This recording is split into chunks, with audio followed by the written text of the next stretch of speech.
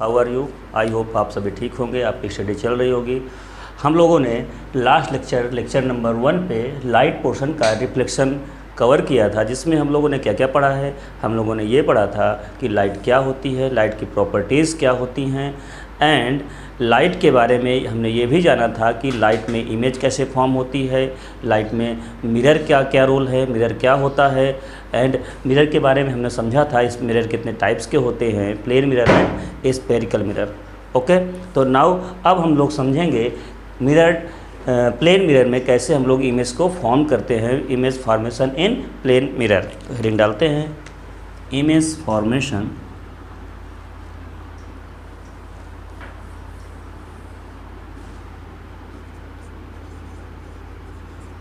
Image formation in plane mirror.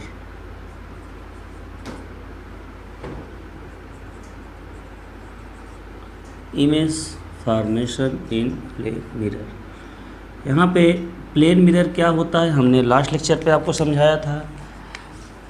Plane mirror कुछ इस type का होता है। अगर इसमें कुछ पॉइंट्स समझें तो प्लेन मिरर की जो रेडियस ऑफ कर्वेचर होती है वो क्या होती है, इनफाइनाइट होती है। क्यों होती है? क्योंकि इसका कोई कर्व ही नहीं है। अगर कोई सरफेस ऐसा होता है तो उसमें रेडियस ऑफ कर्वेचर हो सकता है, बट अगर वो स्ट्रेट लाइन है तो उसका रेडियस ऑफ कर्वेचर का कोई एंड ही नहीं है, मतलब एंड नहीं है तो उसका सर्कल बन भी नहीं सकता है। तो यहाँ पे रेडियस ऑफ कर्वेचर क्या होती है, इनफाइनाइट। एक बार हम लोग इसका अडॉप्ट करते हैं, ठीक है।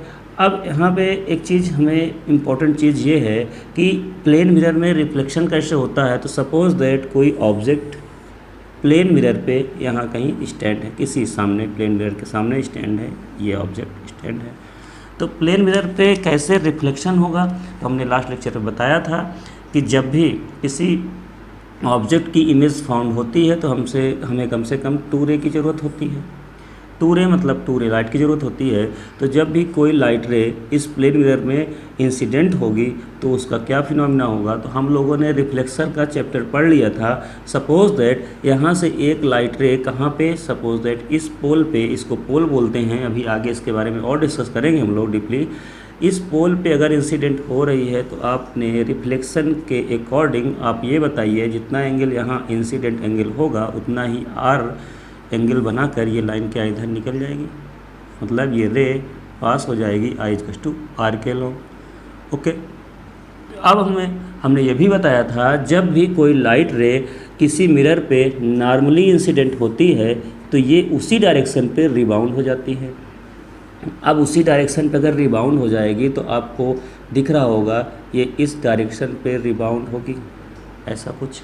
तो क्या इसमें रियल इमेज बन पाएगी? हमने लास्ट लेक्चर पे बताया था कि जब भी कोई लाइट रे एक्चुअली में मीट करती हैं, एक्चुअल पे मीट होती है किसी पॉइंट पे, तो इमेज कैसी होती है, रियल इमेज होती है।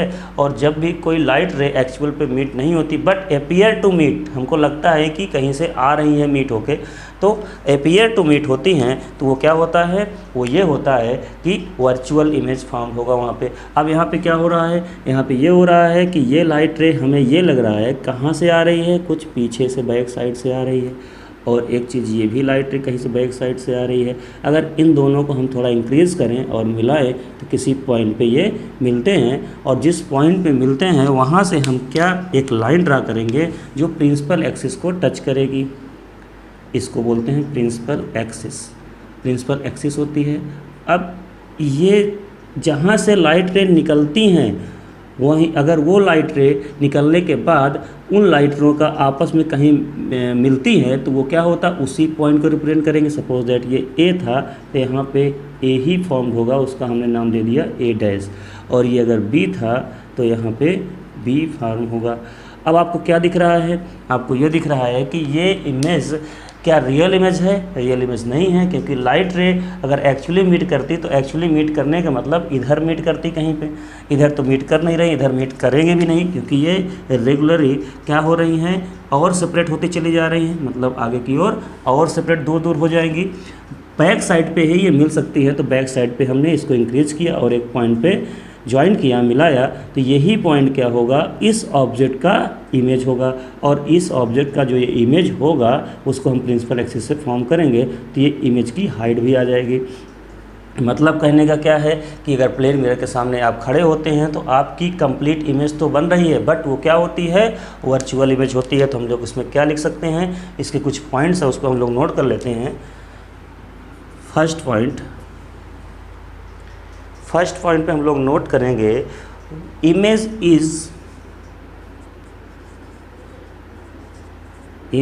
इज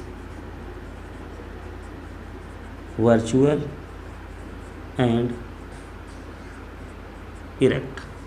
वर्चुअल एंड इरेक्ट का मतलब क्या होता है भाई, वर्चुअल एंड इरेक्ट मतलब ये होता है कि वर्चुअल का मतलब अगर हिंदी मीनिंग समझें तो बोलते हैं इसको आभासी, हमको आभास हो रहा है कि ये वहाँ मिल रही है। और इरेक्ट का मतलब क्या होता है, सीधा, और इसका मतलब क्या होता है, आभासी। ये रियल में तो नहीं बन रही है लेकिन हमको प्रतीत हो रही, आभास हो रही है कि ये कहाँ बन रही है, बैक साइड पे बन रही है। अगर हम सेकंड पॉइंट समझें तो सेकंड पॉइंट में हम ये लिख सकते हैं, साइज़ ऑफ इमेज। देखिए यहाँ पे इमेज का जो साइज़ है, सपोज दैट ये ऑब्जेक्ट था और ये क्या है, इमेज। तो यहाँ पे हम सेकंड पॉइंट में ये लिख सकते हैं, साइज़ ऑफ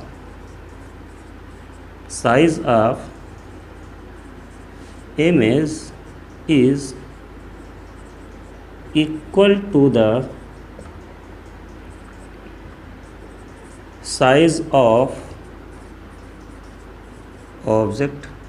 जो साइज़ ऑफ इमेज होगी वो किसके इक्वल होगी, ऑब्जेक्ट के इक्वल होगी। आपको दिख रहा है कि जितना बड़ा यहाँ पे ऑब्जेक्ट है उतना ही बड़ा इमेज है। क्या आप लोग जब प्लेन मिरर के सामने खड़े होते हैं तो क्या छोटे हो जाते हैं, नहीं, आप लोग जितने बड़े हैं आप उतना ही दिखते हैं। हाँ, अगर वो मिरर में कुछ कॉनकेव या कॉन्वेक्स टाइप का सिस्टम लगा होगा, क्योंकि कभी आपने देखा होगा मोस्टली जो बार्बर की दुकान पे मिरर होते हैं या जो जिम वगैरह में मिरर्स होते हैं तो उसमें आपकी बॉडी थोड़ा सा या तो बड़ी दिखती है, हैवी दिखती है, तो उसमें कुछ कॉनकेव या कॉन्वेक्स जो भी है वो कुछ और होता है। वो plane mirror totally plane mirror नहीं होता है। ठीक है, तो कहने का मतलब क्या है कि वहाँ पे आपको वो इमेज क्यों थोड़ा बड़ी दिखती हैं, तो उसमें कुछ और लॉजिक होता है, कुछ और हो सकता है। वो स्फेरिकल मिरर्स उसमें मिक्स होते हैं, स्फेरिकल मिरर के फॉर्म में होते हैं।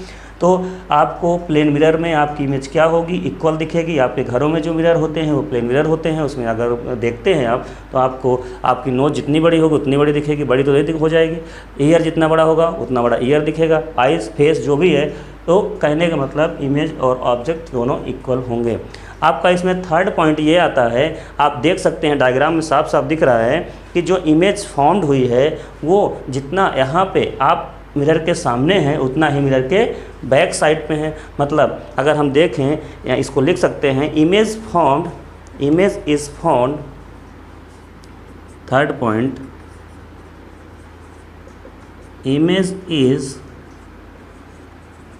फॉर्म्ड एट equal distances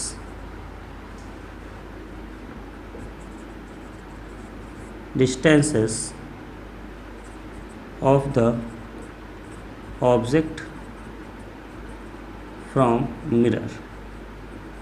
मतलब समझ में आपको आ गया, image formed at equal distances of the object from mirror. मतलब जितना डिस्टेंस, ऑब्जेक्ट की डिस्टेंस, सपोज दैट ऑब्जेक्ट की डिस्टेंस हम लोग यू से मेजरमेंट करते हैं, जितनी डिस्टेंस पे ये ऑब्जेक्ट प्लेस होगा उतने ही डिस्टेंस पे ये इमेज फॉर्म्ड हो रही होगी। मतलब यहाँ पे हम कह सकते हैं u equals to v।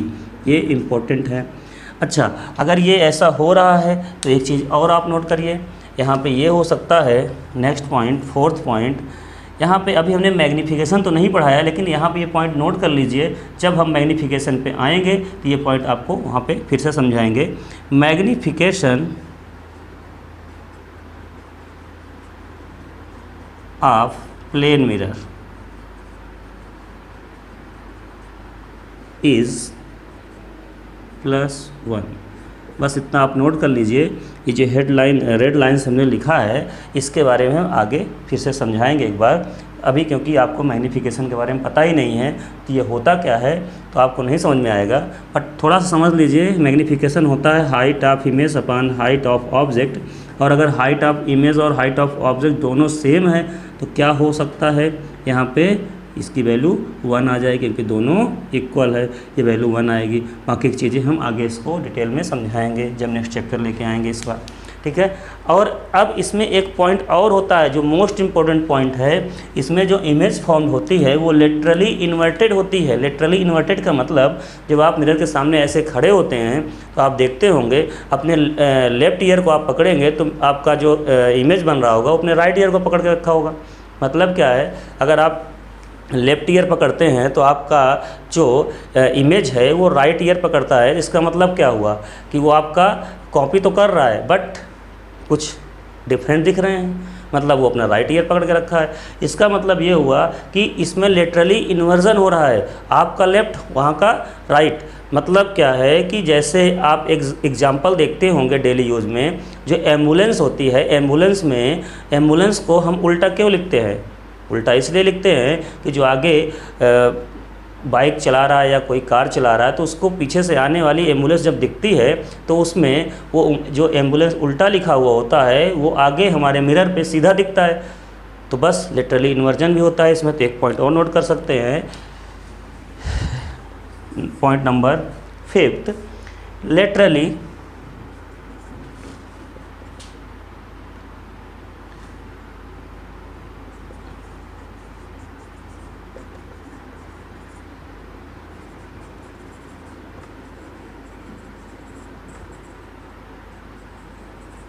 Laterally inverted image formed.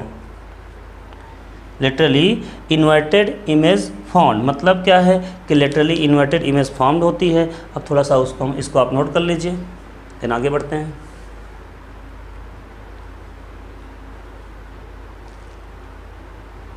Okay, तो लेटरली इन्वर्टेड इमेज क्या होती है थोड़ा समझ लेते हैं।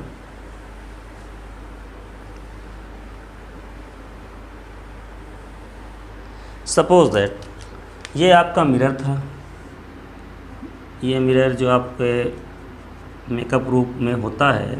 सपोज दैट ये पर्सन यहाँ पे स्टैंड था।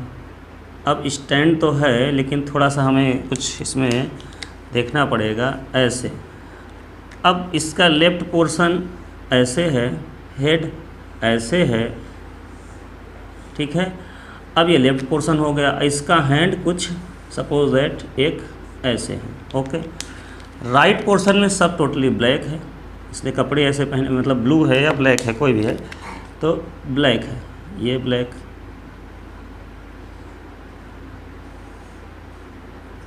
ठीक।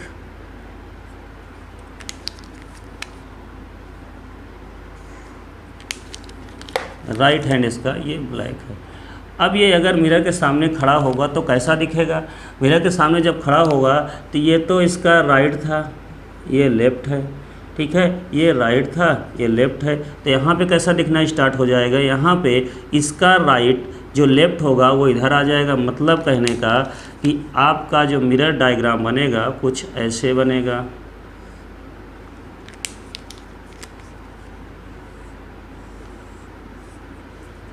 समझ में कुछ आया? आपको समझ में आ गया होगा। इसमें ये लेफ़्ट वाली चीज़ें कहाँ पे आ जाएंगी? राइट पे आ जाएंगी, और राइट वाली चीज़ें लेफ़्ट पे आ जाएंगी।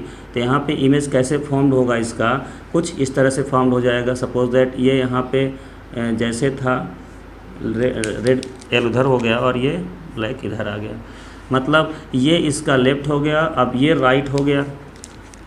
वह डायग्राम अच्छे से बना लीजिए।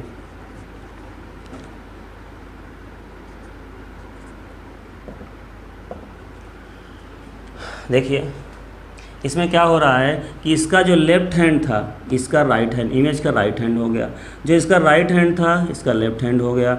और जो इसकी बॉडी स्ट्रक्चर थी, लेफ़्ट साइड का राइट दिख रहा है, राइट साइड का लेफ़्ट दिख रहा है। मतलब अगर आप एम्बुलेंस उल्टा लिख दें, एम्बुलेंस को उल्टा लिख दें तो वो क्या होगा, यहाँ पे हमको सीधा दिखेगा। तो इसको क्या बोलते हैं, lateral inversion, lateral inversion of the object. Lateral inversion का मतलब यही होता है कि जो चीज़ें लिखी हुई होती हैं वो लिटरली इन्वर्टेड हो जाती हैं। लिटरली इन्वर्टेड का मतलब क्या होता है कि वो उल्टा हो जाती हैं, तो इसको क्या बोलते हैं, लिटरली इन्वर्जन। ओके, अब हम लोग आते हैं स्फेरिकल मिरर। अब स्फेरिकल मिरर क्या होते हैं उसको हम लोग डिटेल में समझेंगे। आई थिंक आपको प्लेन मिरर के बारे में सारी जानकारी हो गई होगी। इसमें अगर कोई पॉइंट होगा और भी एक्स्ट्रा में तो हम लोग जब मैग्नीफिकेशन डिस्कस करेंगे तो उसमें भी इसको एक बार डिस्कस कर लेंगे। ओके, नाउ हम लोग आते हैं कॉनकेव मिरर और कॉन्वेक्स मिरर में। तो स्टार्ट करते हैं, क्या होता है कॉनकेव और कॉन्वेक्स। ये स्फेरिकल मिरर्स होते हैं, स्फेरिकल मिरर्स के पार्ट होते हैं कॉनकेव और कॉन्वेक्स। तो व्हाट इज़ स्फेरिकल मिरर, सबसे पहले हमको ये पता होना चाहिए स्फेरिकल मिरर होता क्या है। तो इसमें हम लिखते हैं, हेडिंग डालते हैं स्फेरिकल मिरर।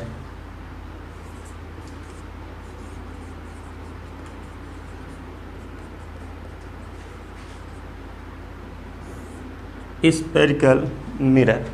अब स्फेरिकल मिरर में हम लोग जब डिस्कस करेंगे तो स्फेरिकल मिरर होता क्या है, तो लिखेंगे मिरर हुज रिफ्लेक्टिंग सरफेस, लिखिए mirror whose reflecting surface is curved. अब आपको हमने मिरर के बारे में तो बता ही दिया है, whose reflecting surface, reflecting surface जहाँ से रिफ्लेक्ट होती है, और इज कर्व्ड। अब कर्व्ड क्या होता है उसको समझते हैं। तो आपने अभी तो प्लेन पढ़ा था, अगर इसकी सरफेस थोड़ा कर्व्ड हो जाए, ऐसा कुछ या ऐसा कुछ, तो ये क्या हो जाएंगे, दोनों आपके स्फेरिकल मिरर हो जाएंगे।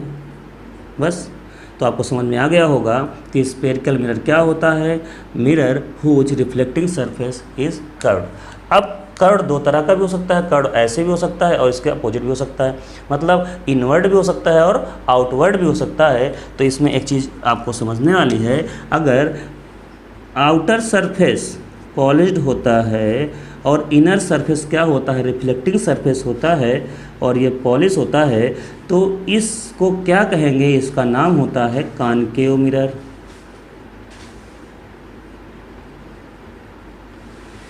इफ इसके just opposite inner surface is polished and outer surface is reflecting surface, that is called convex mirror. Okay, तो आपको समझ में आ गया होगा कि कॉनकेव मिरर क्या होता है। और सबसे पहले आपको स्फेरिकल मिरर समझ में आया होगा, और कॉनकेव मिरर की डिफिनीशन हम लोग नोट कर लेते हैं। सारी डिफिनीशन नोट करिए। कॉनकेव मिरर, कॉनकेव मिरर आप डायग्राम देख रहे हैं, डायग्राम में आपको दिख रहा होगा। डायग्राम में यही बताया गया है कि जिसका बेसिकली रिफ्लेक्टिंग सरफेस कर्व्ड कहाँ होता है, reflecting surface curved eight inner, reflecting surface is curved inward, that is called concave mirror. तो लिख लीजिए,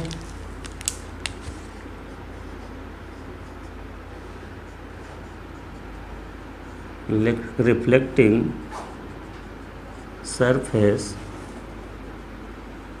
curved inward, that is called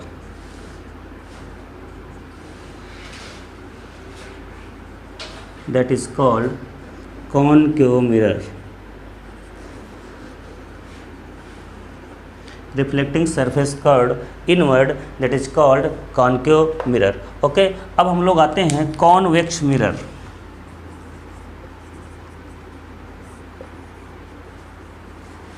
अब बताइए भाई, कॉन्वेक्स मिरर में क्या होता है, when reflecting surface curved outward, outward मतलब क्या होता है यहाँ पे, reflecting surface curved outward, that is called convex mirror. तो लिख लीजिए, इसमें नोट कर लीजिए, व्हेन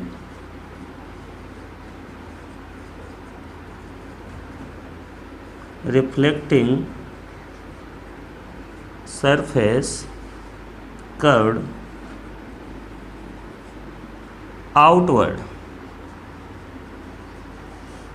that is called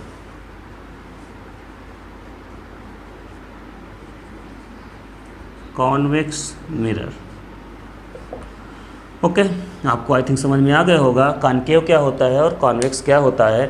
अब इसके हम लोग डायग्राम थोड़ा सा रिप्रेजेंट करते हैं, कुछ जो इम्पोर्टेंट हैं, जो आपको कंफ्यूज भी कर देते हैं कभी कभी कि इनवर्ड आउटवर्ड तो आपको बता दिया गया, उसमें इनवर्ड आउटवर्ड क्या होता है। तो सपोज दैट हमारे पास एक पेयर है, हमारे पास एक पेयर ये है, हमारे पास ये एक कौन सा मिरर है, अगर इसकी पॉलिश सरफेस क्या है, आउटवर्ड है, तो इसको हम क्या कहेंगे, इसको बोलेंगे रिफ्लेक्टिंग सरफेस। देखिए पॉलिश बैक साइड की गई है और इस सरफेस में पॉलिश नहीं है, तो इसमें क्या फिनोमिना हो सकता है, इसमें रिफ्लेक्शन होगा, इसलिए इसको हम बोलेंगे रिफ्लेक्टिंग सरफेस। और this is called polished surface. Okay, आपको समझ में आ गया होगा कि ये कौन सा मिरर है, ये मिरर होता है कॉनकेव मिरर। अच्छा, इसके अपोजिट अगर हम देखें, हमारे पास एक मिरर कुछ ऐसा है जिसमें हमने पॉलिश कर दी इसके बैक साइड पे दिस। अब अगर इसके हमने बैक साइड पे, इनर साइड पे पॉलिश कर दिया है, तो ये सरफेस कैसा है, ये सरफेस एक तरह से देखा जाए तो यहाँ पे कैसा होगा, ठीक है। अब इस सरफेस में अगर देखें, ये कैसा सरफेस है, पॉलिश्ड है, पॉलिश्ड सरफेस। और ये कैसा होगा, रिफ्लेक्टिंग सरफेस होगा। रिफ्लेक्टिंग सरफेस क्यों होगा, क्योंकि इधर तो पॉलिश की गई है, जब भी कोई लाइट रेज में इंसिडेंट होगी तो वो रिफ्लेक्ट होके कहीं ना कहीं स्कैटर्ड होगी, फैलेगी या जाएगी। तो इसका मतलब यहाँ पे ये कौन सा मिरर होगा, कॉन्वेक्स मिरर। तो आई थिंक आपको समझ में आ गया होगा। बट कभी कभी इसी डायग्राम को थोड़ा सा ट्विस्ट कर देता है। अगर ये सरफेस ऐसा बना दिया होता और यहाँ पे पॉलिश कर दिया होता तो ये क्या होगा, देखने में तो लग रहा था कि इसके जैसा है, बट थोड़ा सा लॉजिक चेंज कर दिया है। चेंज ये किया है कि इसमें इसने आउटर सरफेस पे पॉलिश कर दिया है। तो आपको बस इतना याद रखना है, which surface is polished at outer surface. अगर आउटर सरफेस पे कोई पॉलिश होती है, इनर सरफेस रिफ्लेक्टिंग होता है, वो कौन सा है, कॉनकेव मिरर होता है। तो चाहे इमेज ऐसा बने, अगर इसको हम थोड़ा सा उठा के ऐसे इधर घुमा दें, मतलब ये बन जाएगा। तो आपको समझ में आ गया होगा कि इनर सरफेस अगर रिफ्लेक्टिंग सरफेस है और आउटर सरफेस पॉलिश्ड है, that is called concave. Similarly अगर हम इसको ऐसा कुछ ड्रा कर देते और ये बना देते, तो ये क्या होगा, कॉन्वेक्स होगा।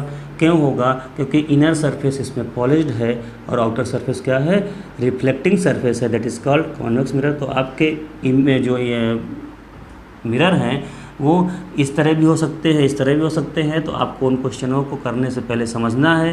क्यों, अब मोस्टली आपको हर जगह इन दोनों क्वेश्चंस का, इन दोनों मिरर का यूज करना है, इन दोनों मिरर का ही यूज़ आएगा। ये बहुत रेयर केस में पूछे जा सकते हैं। और इसमें क्या होगा कि आपको बस इतना टर्मिनोलॉजी समझना है कि ऐसे भी मिरर हो सकते हैं। ओके, अब हम लोग मिरर में जो फिनोमिनाज होते हैं रिफ्लेक्टिंग में, और इसमें रिफ्लेक्शन का क्या रोल होता है उसको समझेंगे। तो आइए समझते हैं वन बाय वन, इसको आप नोट कर लीजिए।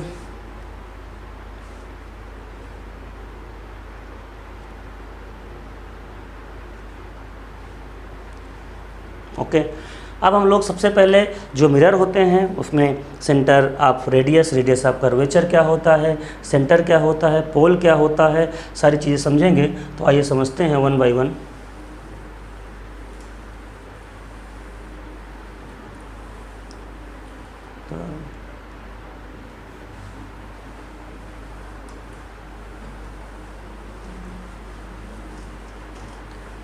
अब हम लोग मिरर में कुछ पार्ट्स होते हैं, मिरर में कुछ पार्ट्स कैसे, जैसे आपके पास हम लोग एक मिरर ले रहे हैं, सपोज दैट एक ये मिरर है। अब इस मिरर पे कुछ कम सही है क्या, दूसरा बनाते हैं। हमारे पास एक ये मिरर है, अच्छा इधर भी इसको ही बना, दोनों मिरर साथ में डिस्कस करते हैं। ये मिरर है, इसमें क्या है, आउटर सरफेस पॉलिश है, पॉलिश कर दीजिए, पॉलिश कर रही है भाई आराम से, ये हो गई पॉलिश। इसमें इनर सरफेस पॉलिश है, इनर सरफेस पॉलिश है, ये हो गया। अब आपको पता है कि अगर इनर सरफेस पॉलिश होता है तो क्या होता है, तो आपने क्या किया, इसमें एक एक्सिस खींचते हैं, एक्सिस, इसको हम क्या बोलते हैं, जो ये एक्सिस होती है इस पॉइंट को कट कर रही है, इस पॉइंट को कट कर रही है। तो सबसे पहले तो ये लाइन जो गई है उसका क्या नाम है, ये आपको तो मालूम होगा, ये कौन सा मिरर होता है, कॉनकेव मिरर। ये कौन सा मिरर है, convex mirror, concave mirror and convex mirror. अब कॉनकेव मिरर में सबसे पहले आप ये देखिए कि ये जो लाइन गई है वो है क्या, ये लाइन जो दोनों को पोल पे यहाँ पे पॉइंट पे कट कर रही है, तो सबसे पहले ये होती है प्रिंसिपल एक्सिस, प्रिंसिपल एक्सिस, ठीक है। इसको हम बोलते हैं प्रिंसिपल एक्सिस, मतलब PA, ये इनके PA है, ठीक है। तो प्रिंसिपल एक्सिस होती है। अब यहाँ पे प्रिंसिपल एक्सिस के बाद हमें एक चीज़ देखना है कि जिस पॉइंट पे मिरर को कट कर रहे होते हैं उसको क्या बोलते हैं, हम उसको बोलते हैं पोल। ये भी पोल होगा तो हम सेंटर पे लिख देते हैं दोनों का, दूसरा अपन यूज करें। यहाँ पे क्या होगा, ये पोल, ये पोल ये भी है और ये पोल ये भी है, ओके। इसको हम क्या बोलते हैं, इसको पॉलिश्ड सरफेस, ठीक है। तो हम थोड़ा शॉर्ट फॉर्म यूज करेंगे, आपको पता है हमने बताया था, पॉलिश्ड सरफेस। इसका ये इधर पॉलिश सरफेस मतलब PS होता है। इधर क्या है, ये रिफ्लेक्टिंग सरफेस है, ये क्या है, रिफ्लेक्टिंग सरफेस। इधर ये इसका रिफ्लेक्टिंग सरफेस है, समझ में आ रहा होगा आपको। पॉलिश सरफेस, रिफ्लेक्टिंग सरफेस आपको समझ में आ गया होगा। तो कॉनकेव मिरर और कॉन्वेक्स मिरर कैसे हुए, अब इसमें हम लोग देखेंगे। अब आपको अगर छोटा सा एक डायग्राम बनाए, थोड़ा इसको हमें रिमूव करना पड़ेगा, अगर हम थोड़ा समझने के लिए इसको एक सर्किल में क्लोज करने की कोशिश करें, देखो सही लग रहा है, ठीक है। तो इसमें अगर ये सर्किल होगा तो एक सेंटर भी तो होगा इसका, तो कहीं सेंटर यहाँ पे होगा। अच्छा, अब सेंटर होगा तो इसका एक रेडियस भी होगा, एक रेडियस भी होगा, ठीक है, रेडियस होगा ज़रूर। सिमिलरली राइट साइड पे भी यही फिनोमिना होगा, यही राइट साइड पे यही फिनोमिना होगा। अगर ये ऐसा कुछ है, इसका एक सेंटर होगा, इसका सेंटर होगा तो एक रेडियस भी होगा, ठीक है। तो अब इसमें कुछ टर्मिनोलॉजी ऐसे आती है कि यहाँ पे जो C है ये क्या होता है, सेंटर ऑफ द मिरर, मतलब सेंटर ऑफ कर्वेचर। इस मिरर का ये सेंटर होता है और सेंटर से जो पोल के बीच के डिस्टेंस होती है उसको क्या बोलते हैं हम, रेडियस ऑफ कर्वेचर बोलते हैं। और यहाँ पे दोनों के बीच में एक बिंदु पॉइंट होता है, उसको क्या बोलते हैं हम, फोकस। सिमिलरली इन दोनों के पॉइंट पे एक बिंदु होता है, वो क्या होता है, फोकस। तो फोकस और पोल के बीच की डिस्टेंस को हम क्या बोलते हैं, फोकल लेंथ बोलते हैं। सिमिलरली इधर भी फोकल लेंथ बोलेंगे, ठीक है। तो आपको इसमें समझ में कुछ आ रहा होगा, तो वन बाय वन हम नोट करते हैं। फर्स्ट ऑफ ऑल इसमें P प्रिंसिपल एक्सिस क्या है, तो principal axis the line joining the pole and centre of curvature is called principal axis. तो आपको दिख रहा होगा, आप इसको नोट करते चलिए वन बाय वन, हम एक एक नोट करेंगे। यहाँ पे the line joining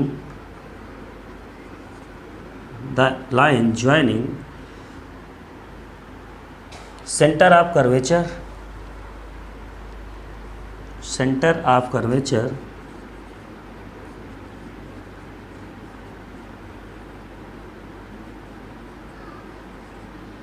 to pole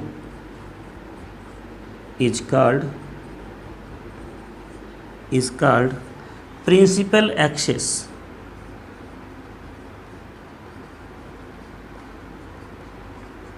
principal axis.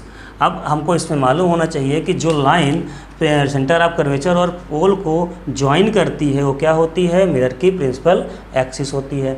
अच्छा, अब इसमें सेकंड क्या आएगा, आप लोग इसको बारी बारी से नोट कर लीजिए। ये प्रिंसिपल एक्सिस हमने बताया,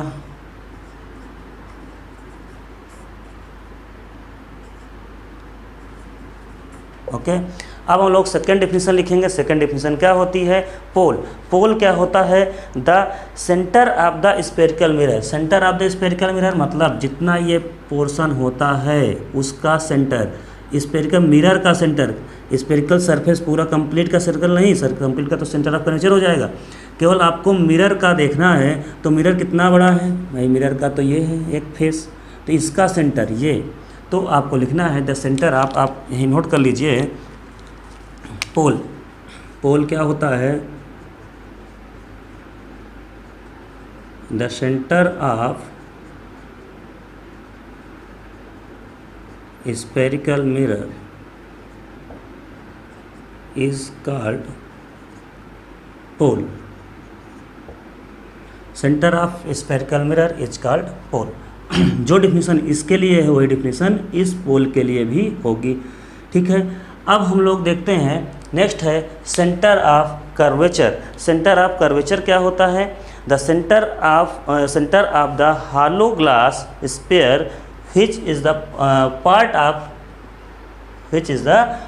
of this mirror। मतलब जिसका ये पार्ट है, जिस हॉलो पार्ट का सरफेस का ये पार्ट है, उसी का क्या होगा, सेंटर ऑफ कर्वेचर हम लोग लेते हैं। मतलब जिस स्फीयर का ये एक पार्ट है, कौन, मिरर, उसी का सेंटर होगा, किसका सेंटर, मिरर का सेंटर होगा, ठीक है। तो इसको हम लोग इसको नोट कर लीजिए, देन आगे बढ़ते हैं।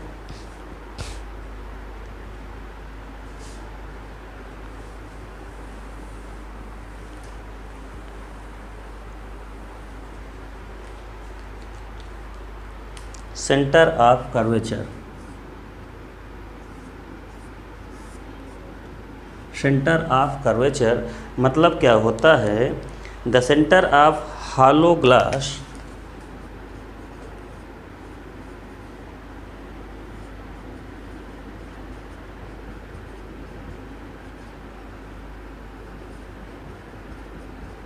The centre of hollow glass sphere. Sphere का मतलब sphere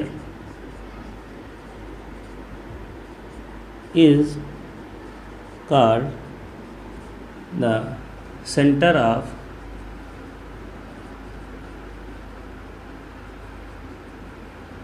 curvature of mirror which is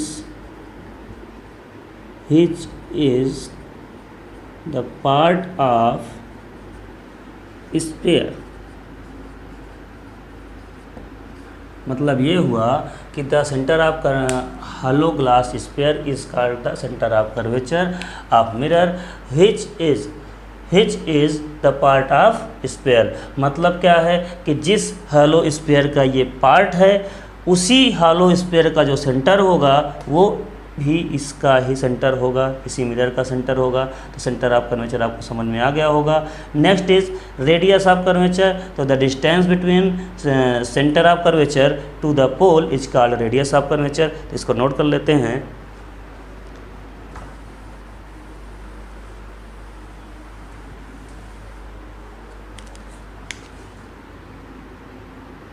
are क्या होता है,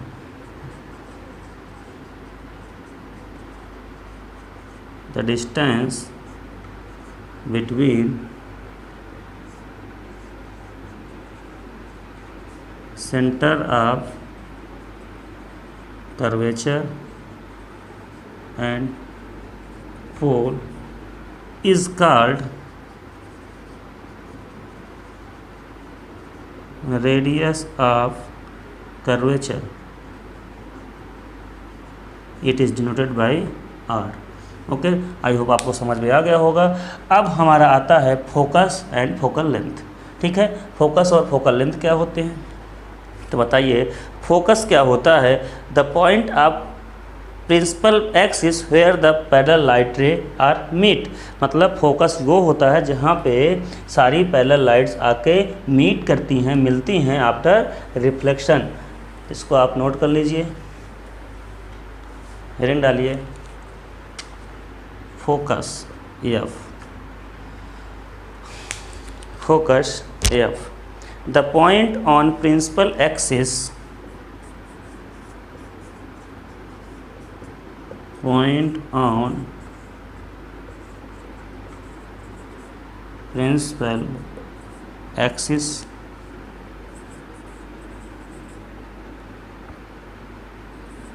where all the parallel light ray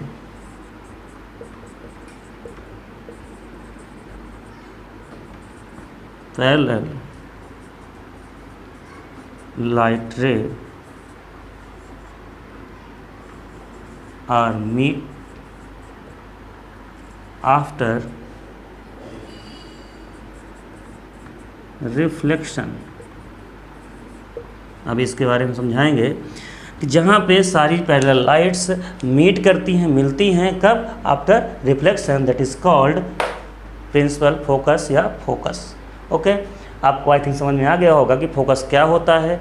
focus के बाद आपको ये समझ में आ गया होगा सेंटर ऑफ कर्वेचर क्या है, पोल क्या है, फोकस क्या है, रेडियस ऑफ कर्वेचर क्या है। इसमें एक चीज़ और आता है थोड़ा सा, EMN, ये लेंस का एक अपर्चर होता है, मतलब लेंस की कितना, वो मिरर का अपर्चर होता है, मिरर कितना बड़ा है, कितना उसका लेंथ है। ठीक है, तो उसको भी आप नोट कर लीजिएगा। नेक्स्ट इसका आता है फोकल लेंथ। फोकल लेंथ क्या होती है, तो the distance between focus and pole is called focal length of the mirror. तो आप नोट कर लीजिए इसको भी।